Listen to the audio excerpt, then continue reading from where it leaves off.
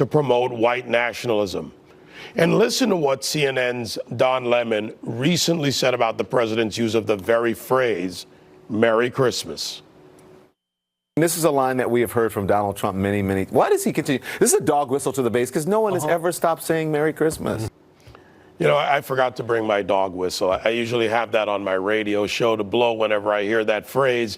Joining us now with reactions, son of the late Supreme Court Justice Antonin Scalia and co-editor of the New York Times best-selling book Scalia Speaks, Chris Scalia, and also joining us, Fox News radio host Todd Starnes and author and attorney Danielle McLaughlin. Danielle, I've got to go to you first on this. As an attorney, make the case for impeachment of the president. A president can be impeached for high crimes and misdemeanors. And as you and I both know, David, it's a political process, not a legal process.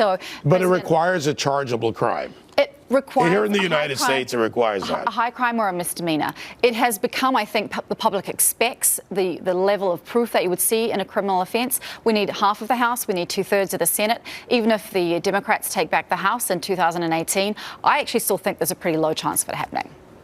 Todd, yeah, look, the media's impeached him already, haven't they? Oh, absolutely. I mean, Don Lemon, who I've known for years, says it's a dog whistle. You know, dogs are barking everywhere. So let me say something about Don Lemon, and quite frankly, CNN, their entire network is a dog whistle for race-baiting anti-Trump bigots. I mean, it's 24/7.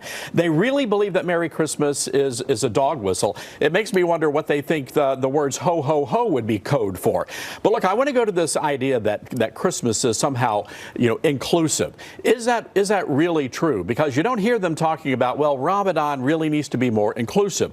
This really is not about inclusivity, David. This is about marginalizing Christianity. So when President Trump said the words, we're gonna start saying Merry Christmas again, what he was trying to tell people was, you know what?